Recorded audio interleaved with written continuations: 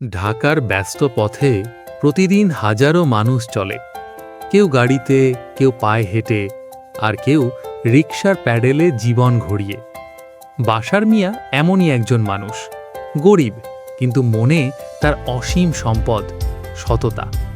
একদিন বিকেলে গুলশানের রাস্তায় একটা কালো ব্যাগ পেলেন তিনি, ভেতরে 50,000 টাকা।